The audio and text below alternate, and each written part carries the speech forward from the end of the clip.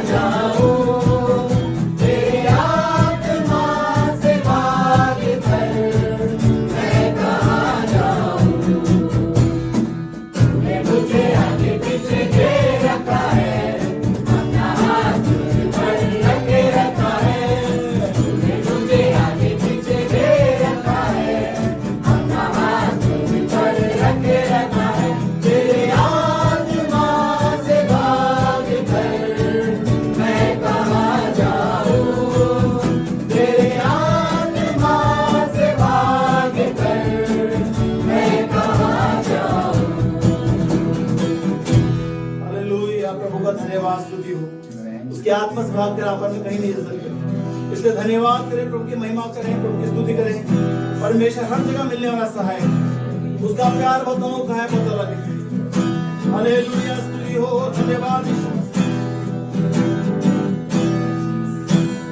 कैसा तेरा प्यार है, कैसी है दया, कैसा अनुग्रह तेरा। कैसा तेरा प्यार, कैसा तेरा प्यार है, कैसी है दया, कैसा अनुग्रह तेरा।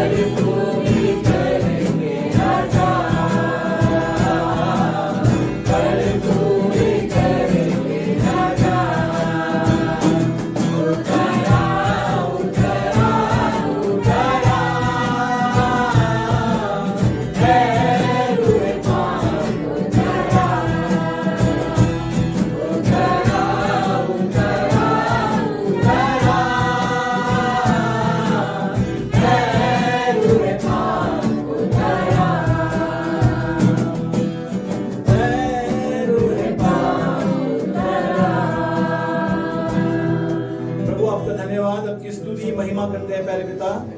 प्रभु जो मैं आराधना करी, गीत गाए प्रभु, सबसे अपनी बड़ी महिमा को ले प्रभु। और हमारी प्रार्थना है प्रभु सचमुच में एक बड़ी बेदारी आने पाए प्रभु यीशु मसीह। प्रभु जो दिल ठंडे पड़े हुए हैं प्रभु यीशु मसीह, सुस्त और बेजान पड़े हुए हैं प्रभु यीशु मसीह, उनके जीवन में एक बड़ी बेदारी रिवाइवल आने पाए प्रभु यीशु मसीह प्रभु। और वो आपकी आराधना प्रभु आत्म सच्चाई से करने पाए प्रभु यीशु मसीह प्रभु।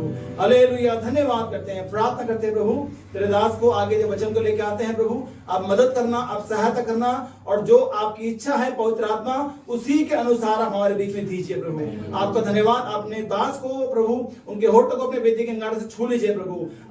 अपनी बड़ी दया का रखे प्रभु, और हर एक सुनने वाला आशीष पाए प्रभु। और जो गलत राह पर जा रहा है, जा रही प्रभु, उसके जीवन में बदलाव आने पाए, और पाप का जीवन बिता रहा है प्रभु उसके धार्मिकता का नया मार्ग को दिखने पाए प्रभु। अगुवाई करे प्रभु। धन्यवाद, आपने हमारा आत्मा ग्रहण किया। सारी बातों में आपको महिमा देते हैं। आगे वचन को आपके दास को तेरे खून में छिपाते यीशु मसीह के सबसे आदर में नाम में इस प्रार्थना को मांगते हैं, आमीन।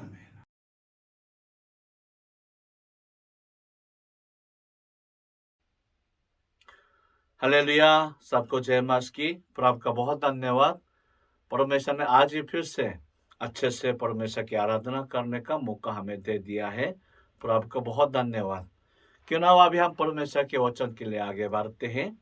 सभी लोग अपनी बाइबल खोले, मत्ती की सुसमाचार 24 अध्याय 6 से लेकर 8 आयत तक। मत्ती की सुसमाचार 24 के 6 से 8 मैं सबके लिए पढ़ के सुनाता हूँ। तुम लड़ाइयों और लड़ाइयों की चर्चा सुनोगे, देखो घबरा ना जाना, क्योंकि इनका होना अवश्य है, परंतु उस समय अंत न होगा।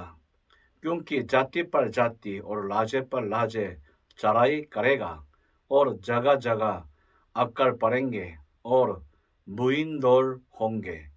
ये सब बातें पीड़ाओं का आरंभ होंगे। आमीन। हालेलुया। तो इस वचन को सुनता है प्रभु आप सभी को आशीष दे। आज हम इस समय हम अपने बच्चों को क्या सिखाना होगा, इसके विषय में हम बताना चाहते हैं। अभी हम खुद की जीवन तो बहुत कीमती है, पर इससे भी ज़्यादा कीमती हमारा बच्चों की जीवन है। क्योंकि जो अभी समय आ गया, वो हमसे भी ज़्यादा हमारे बच्चों के लिए बहुत कठिन समय रहेगा और हमें हमसे भी ज़्यादा जो आत्मिक और शारीरिक शक्ति की ज़रूरत हमारे बच्चों को होंगे। इसलिए अब हम इसके विषय में बताना चाहते हैं कि इस ज़माने के लिए, इस समय के लिए हमारे बच्चों को हमें अब से क्या सिखाना होगा। मैं आप सभी को पहले बताना चाहता हूँ, अभी सच में पीड़ाओं शुरू हो चुका है। मैं आपको साफ-साफ शब्द से कहना चाहता हूँ, आप मेरी बात को अच्छा से समझें। कोरोना के कारण हम 2 साल के लिए बहुत परेशानी में रहा। कुछ लोग ऐसा सोचे होंगे कि कोरोना के बाद दोबारा पहले जैसा होगा, पर आप देखियो कि कोरोना के बाद स्थिति और पहले जैसा अच्छा हो गया या खराब हो गया। मैं साफ शब्दों से कहना चाहता हूँ, कोरोना खत्म होने से पहले यूक्रेन का जंग शुरू हो गया और यूक्रेन के जंग के कारण अभी कोरोना से भी ज़्यादा हालात दुनिया का बहुत बहुत बुरा हो गया। अभी मैंने सुना है पिछले हफ्ते पाकिस्तान में वहाँ के जो बाजार में महंगाई है, सिर्फ 1 हफ्ते के दौरान 30% बढ़ गया। मतलब जो चीज़ें 200 रुपये था वो 300 रुपये हो गया। वो 1 साल में नहीं, 1 हफ्ते के दौरान। तो एक-एक हफ्ते करके पाकिस्तान का महंगाई कहाँ तक पहुँचेगा, अंदाज़ा लगाना भी मुश्किल है। इतना कई देश है इस तरह, जिस देश में अभी इन्फ्लेशन आ गया, महंगाई बहुत तेज़ से बढ़ रहा है, लोगों को जीना मुश्किल हो रहा। फिर भी ये कोई बड़ी बात नहीं है। आप देखो, सबको पता है तुर्की में भूकंप आ गया 2 हफ्ते पहले। अभी जो मैंने जो सही से जानकारी सुना है कि जो भूमि के नीचे गिरे हुए, बिल्डिंग के नीचे जो मरे हुए लोगों लगभग 3 लाख तक पहुंचने का चांस है।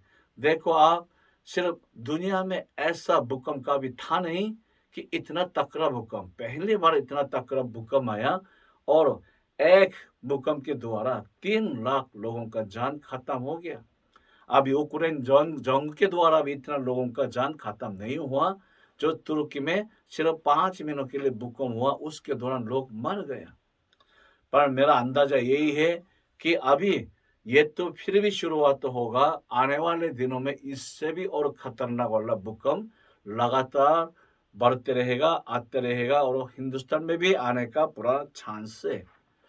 और मैं आपको ये कहना चाहता हूँ कि पिछले हफ्ते की वो खबर है कि वो न्यूजीलैंड नाम के देश में इतना बरसात हुआ है कि पिछले 100 साल में कभी इतना बरसात हुआ नहीं। तो इसलिए पूरा जो वहाँ के राजधानी है, राजधानी का पूरा सिस्टम बंद हो चुका है। पर वहाँ का जो प्राइम मिनिस्टर है, प्रधानमंत्री ने यही बोला, हम जानते हैं फिर भी ये सिर्फ शुरुआत होगा और हर साल ये और बढ़ते जाएगा। सच में जगह जगह में हम ये पीड़ाओं का चिन्ह को देख रहे हैं कि हमें डराने की बात को हमें सुनने को मिलता है। ऐसा समय में ऐसा बेवकूफ़ी ना करो कि फिर भी बाद में ठीक हो जाएगा, अच्छा हो जाएगा, ये कुछ समय के लिए होगा, बाद में हम पहले जैसे आराम से जीवन जी पाएंगे। अभी मैंने कई जगहों से सुना 2023 से है कि ये बहुत इकोनॉमिक की स्थिति में बहुत बुरा हाल रहेगा कि दुनिया में जो अभी भी जो समस्या आ रहा है, ये कुछ भी नहीं होगा, इससे भी कई गुना ज़्यादा समस्या इस साल के अंदर में होगा। तो वही समय हम कैसे गुजार पाएंगे, हमें पता नहीं। और यही बात को सुनने को मिल रहा है कि अभी 2-3 साल के अंदर चाइना और अमेरिका के बीच में जंग होने का बहुत चांस है। ये दोनों दुनिया का नंबर 1, नंबर 2, ये दोनों देश का जंग होगा तो दुनिया किस तरह बचेगा मुझे पता नहीं। तो अभी देखो, जैसा आज के वचन में लिखा हुआ है, जगह जगह में लड़ाइयों का चर्चा हमें सुनने को मिलता है। जगह जगह में अक्कल आ रहा है, भूकंप आ रहा है, बाढ़ आ रहे हैं, तभी भी आप नहीं मानेंगे। अभी ये वचन अभी हमारे बीच में सच में शुरू हो चुका है, सच में अभी शुरू हो रहा है। तभी भी अगर हम इस बात को नहीं मानेंगे तो सिर्फ ये बोलेंगे आप बेवकूफ हो। तो मैं सच में सीधा सीधा कहना चाहता हूँ, आज फिर भी हमारे लिए बेहतर होगा, कल इससे भी बुरा हाल होगा। इस साल फिर भी हमारे लिए बेहतर समय होगा, अगले साल हमारा स्थिति और खराब होगा। इस साल का मौसम अगले साल के मौसम के मुकाबले फिर भी बेहतर होगा। हर साल बढ़ते बढ़ते हर तरह की स्थिति खराब होते जाएगा। ये हमारे लिए भी प्रॉब्लम है, पर हमसे भी ज्यादा हमारे बच्चों के लिए प्रॉब्लम है। तो ऐसा समय में हम अपने बच्चों के लिए क्या सिखाना चाहिए? मैं सबसे पहले ये सिखाना चाहता, अपने बच्चों को आराम की जीवन मत सिखाओ, सुखदायी की जीवन मत सिखाओ, बल्कि कठिनाई को सहन करने का जीवन सिखाओ। सबसे पहले हमारे बच्चे लोग आजकल कठिनाई को बहुत नापसंद करता है, ऐसा मुश्किल कामों को पसंद नहीं करता है, क्योंकि वो अपने घरों में से ऐसा शिक्षा माँ बाप से दिया जा रहा, बच्चे आराम करो, खुशी मनाओ, गेम खेलते रहो, मजा लेते रहो, और तुम्हारे जीवन में कोई समस्या ना होना चाहिए, ज्यादा कोई कठिन काम मत करो। ऐसा शिक्षा माँ बाप दे रहे हैं, पर आपको पता है ये आपके बच्चों को पूरी तरह खत्म करने की शिक्षा है। अभी ऐसा बच्चों की जरूरत नहीं है जो सिर्फ आराम करना आता है, सुखदाई में बैठना आता है। अभी आने वाले दिनों में हमें ऐसा बच्चों की जरूरत है कि जो कठिनाई में भी कभी हिलता नहीं है, कठिनाई में भी कभी डरता नहीं है, ऐसा समय में भी अपनी जिम्मेदारी को पूरा करना आता है, और ऐसा समय में भागने के बदले उल्टा परमेश्वर की इच्छा को पूरा करने के लिए आगे बढ़ने वाला, जंग में गोलियां चलते हुए समय आगे बढ़ने वाला, दुश्मन की ओर और गोलियां चलाने वाला, ऐसा दिल की मजबूती वाला, ऐसा वाला हमें चाहिए, हिम्मत वाला हमें चाहिए, ऐसा बच्चे हमें चाहिए। मैं आपको ये बात बताना चाहता हूँ, आजकल ऐसा जमाना बन गया कि लोग शरीर का ख्वाहिश को पूरा करने के चक्कर में पागल बन चुका है। सारे यूथ हमारे बच्चे लोग कठिनाई से तो दूर और जंगली कुत्ते के समान अपना जो गरम गरम दिलों की ख्वाहिश को पूरा करने के चक्कर में दिन रात भागते फिरते रहता है, और ऐसा पैसों के द्वारा यही ख्वाहिश पूरा करना पाने के कारण वो क्या करता है, मोबाइल के बीच में, मोबाइल के द्वारा, इंटरनेट के द्वारा, जो गेम के द्वारा वही ख्वाहिश को पूरा करने जा रहे हैं।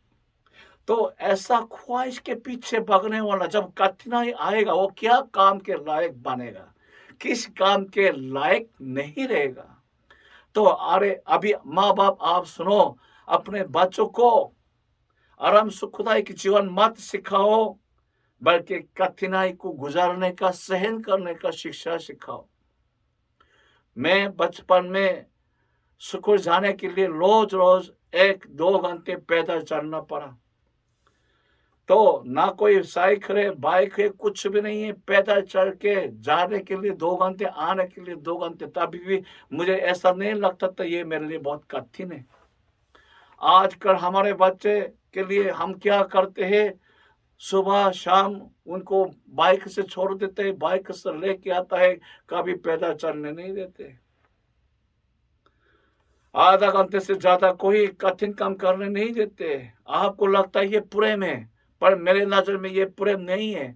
आप बच्चों के लिए कमजोरी का कारण बनते जा रहा है, बच्चों को कमजोर करते जा रहा है। अगर वो पैदल जा सकता है 1 घंटे के लिए तो पैदल जाने दो, पसीना में धूप में चलने दो, उसके द्वारा उसके अंदर की मजबूती और तैयार हो जाएगा, बढ़ते जाएगा।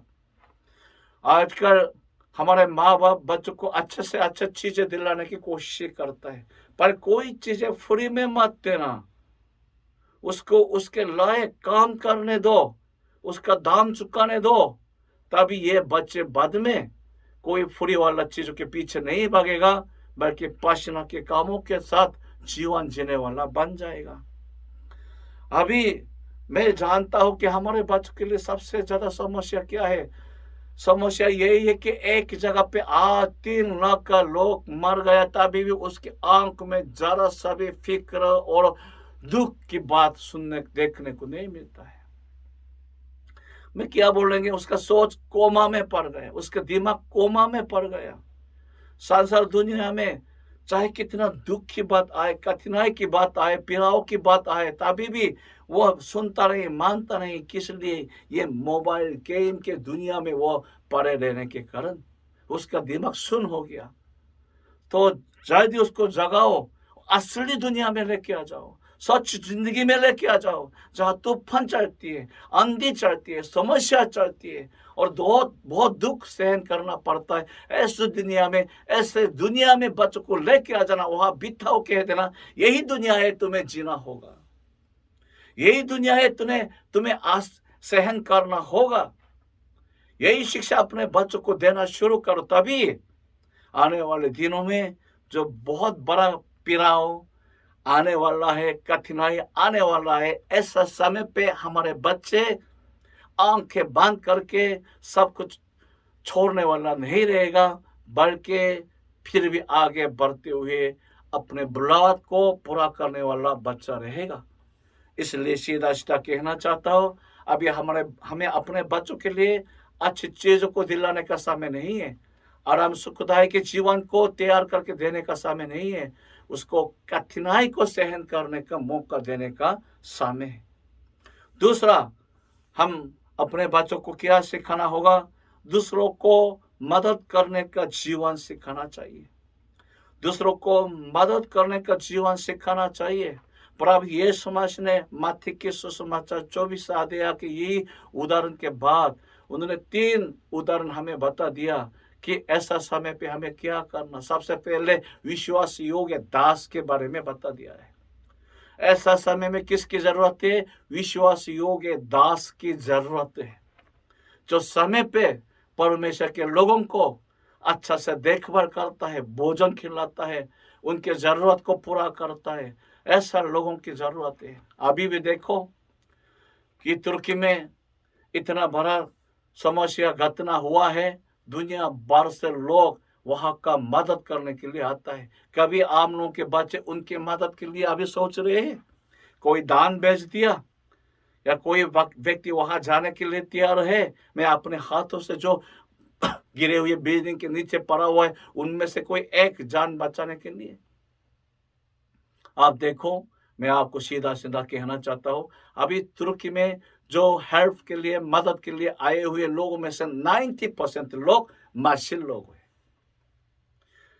तो अभी क्या कहना चाहता हूं कि अभी ये भी पीड़ाव का शुरुआत है और बाद में ये पीड़ाव बढ़ेगा तो और ऐसा लोगों के हाथों की जरूरत पड़ेगा। ऐसा समय, ऐसा मसीह लोगों की जरूरत पड़ेगा, जहां समस्या हो, घटना हो, वहां तुरंत भाग के आ जाए और लोगों के हेल्प के लिए अपना हाथ को दे दे, पैसों को बेच दे और साथ दे दे। ऐसा लोगों की जरूरत है। तो मैं क्या कहना चाहता हूं, आपके बच्चों को ऐसा काम के लायक व्यक्ति बनाओ। आपसे सिखाना चाहिए, मतलबी जीवन मत सिखाओ, लालच वाला जीवन मत सिखाओ, बल्कि दूसरों का ख्याल रखने का, दूसरों का मदद करने का जीवन सिखाओ, क्योंकि ऐसा व्यक्ति की जरूरत है अंत के समय। अंत वाले समय कोई ये मतलबी वाला, लालच वाला व्यक्ति की जरूरत नहीं है। हमें ऐसा व्यक्ति की जरूरत है जो अकड़ में पड़ गया, जो जहां पे आर आ गया, बाढ़ आ गया, जहाँ पे भूकंप आ गया, जहाँ पे लड़ाई चलता है, वहां पे जाके जो समस्या में पड़े हुए लोगों का मदद करने वाला, कुछ ना कुछ राशन खिलाने वाला, दवाई देने वाला, हाथों से उनके हाथ को पकड़ के खड़ा करने वाला, ऐसा दूसरों का हेल्प करने वाला मसीह की जरूरत पड़ेगा। तो मैं इसलिए कहना चाहता हूं, आप अपने बच्चों को आपसे सिखाओ। अरे तुम्हारे पास यही है तो तुम अपने पास रखो, ज्यादा से ज्यादा अपने पास जमा करके रखो। ऐसा शिक्षा मत दियो। ये वाला बच्चे ऐसा अंत के समय के लिए तो बिल्कुल व्यर्थ है। हमें ऐसा व्यक्ति की जरूरत है। अब से आप ऐसा शिक्षा दे दो, तुम्हारे पास 2 है तो 1 दूसरों को दे दो, तुम्हारे पास 3 रोटियां है तो 2 रोटियां दूसरों को दे दो।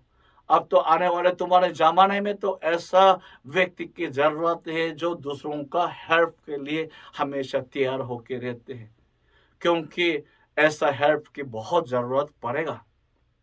हालेलुया। तीसरी बात ये बहुत गिनती है कि बच्चों को अब से ऐसा शिक्षा दे दियो, समय को बर्बाद करने से बचाओ। अभी मुझे 2 तरह के जीवन दिख रहा। एक है 24 घंटे में से 24 घंटे को सब बर्बाद करने वाला जीवन जीने वाला, और दूसरा 24 घंटे को 48 घंटे समझते हुए इसको हर एक मिनट को बहुत मेहनत करके बढ़िया से इस्तेमाल करने वाला, बहुत मेहनती वाला आदमी को देख रहा। अभी तमाम दुनिया में शैतान ने हमारा यूथ के ऊपर यही बात डाल दिया और यही आदत डाल दिया कि किसी भी तरीके से वो अपने कीमती समय को बर्बाद करे। बाइबल क्या कहते हैं? Save your time is most important for your life. समय को बचाओ, सबसे कीमती तो महत्वपूर्ण तो यही समय है। चाहे हम इसको पैसों से खरीदना चाहेंगे तभी भी खरीद नहीं सकता। इतना कीमती चीज को अभी शैतान सिर्फ बर्बाद करने का आदत सारे जवान के बच्चों के जीवन में डालते जा रहा है, ताकि वो जीवन भर किस काम के लायक ना रहे। इसलिए मैं आप सबको रिक्वेस्ट कर रहा हूं, बच्चों को मोबाइल से, गेम से दूर हटाओ। ये सब चीजें बच्चों को आराम देने वाला चीजें नहीं है, उनके समय को खराब करने वाला, जीवन को खत्म करने वाला चीजें। काम के लिए अगर मोबाइल को देख रहा तो ठीक है, पर इसके अलावा कभी उनके हाथ में मोबाइल होने ना देना, कभी खेलने ना देना, क्योंकि उसके कारण उसके समय सब बेकार हो जाएगा। तो क्या करना है? हमारे बच्चे कहते हैं हम बोर हो रहा, हम क्या कर रहा, हमारे पास कोई काम नहीं, हम क्या कर रहे हैं? बाइबल क्या कहते हैं? अगर आपके पास समय है, आपके पास अभी कोई काम नहीं है, ऐसा समय आपको क्या करने के लिए बोल दिया? प्रार्थना करने के लिए बोल दिया। मैं आपको सीधा सीधा कहना चाहता हूँ, आपके बच्चों को समय को बर्बाद करने के बाद उसके बदले समय का 200 देना सिखाओ। समय का 200 ठीक से देते रहोगे तो बाकी 90% का समय भी बचते रहेगा। मैं सीधा सीधा कहना चाहता हूं कि समय का 200 को मैं ऐसा कहना चाहता हूं, सुबह 1 घंटे के लिए प्रार्थना में बिताओ, दिन में 1 घंटे के लिए वचन पढ़ने के लिए बिताओ, रात के समय, शाम के समय 1 घंटे प्रार्थना के लिए दोबारा बिताओ, दिन में 3 घंटे परमेश्वर के सामने बैठने दो, तो वो जरूर समय को बचाने वाला बनेगा, समय को बर्बाद नहीं करेगा। तो अभी यही लड़ाई है हमारे यूथ के लिए, समय को पूरी तरह खराब करते रहो या इसको बचाते रहो। इसकी लड़ाई उनके बीच में अभी चल रहा है। तो आपको समय का 200 देना बच्चों को सिखाना चाहिए, और मोबाइल, इंटरनेट, गेम के द्वारा समय को बर्बाद करने से अपने बच्चों को बचाना चाहिए। चौथी बात, ये सबसे महत्वपूर्ण और कीमती बात है, दुनिया के सफलता के बदले उधार को सबसे महत्वपूर्ण समझने वाला बनाना चाहिए। अंत के समय पीड़ाव आए, सत्ताव आ जाए, समस्या आ जाए, जान भी देना पड़े, तो कौन है मस के लिए सत्ताव को सहन करेंगे, धीरज धरे रहेंगे? कौन है आखिरी तक मस को इनकार नहीं करेंगे? कौन है आखिरी तक मस के लिए लड़ते रहेंगे, काम करते रहेंगे? वही वाला व्यक्ति है जो उधार को दुनिया की किस चीज से भी बढ़कर समझने वाला। ऐसा विश्वास होना चाहिए, इस दुनिया में, संसार में, चाहे हमारा जान जाए, पर हम उससे डरेंगे जो हमारा आत्मा तक खत्म करता है। चाहे हमारा जान जाए, हम जानते हम प्रभु के लिए खड़े रहेंगे तो हमारा आत्मा बच जाएगा और अनंत जीवन हमारा रहेगा। तो अब इससे आप अपने बच्चों को क्या सिखा रहे हैं? मैं ईमानदारी से बोलता हूँ, जब हमारे बच्चे मेरे साथ रहा, रोज रोज फैमिली वर्शिप करते रहा, उस समय मेरे संदेश सिर्फ यही था, बच्चे मैं तुमसे कुछ भी नहीं चाहता हूँ, सफलता भी नहीं चाहता हूँ, नाम कमाना भी नहीं चाहता हूँ, पैसा कमाना भी नहीं चाहता हूँ, मैं तुम्हें सिर्फ एक चीज चाहता हूँ, वो ये कि तुम उद्धार पाओ, प्रभु यीशु मसीह को सच में पाओ। तुम्हारे जीवन में सबसे कीमती चीजें यही है, उद्धार। अगर दुनिया संसार को पूरी तरह कमाने के बावजूद उद्धार को नहीं पाओगे तो उसका क्या वैल्यू रहेगा? ये सब चीजें तुम्हारे लिए थोड़ी देर के लिए है, पर उद्धार तुम्हारे लिए हमेशा के लिए। मैंने पढ़ाई करने वाले बच्चों के सामने दुनिया के माँ बाप से बिल्कुल हटकर अलग तरीके का शिक्षा दे दिया कि पढ़ाई मेरे लिए कोई बड़ी बात नहीं है, नौकरी मेरे लिए कोई बड़ी बात नहीं है, मुझे तो चाहिए तुम लोगों के आत्मा के उद्धार।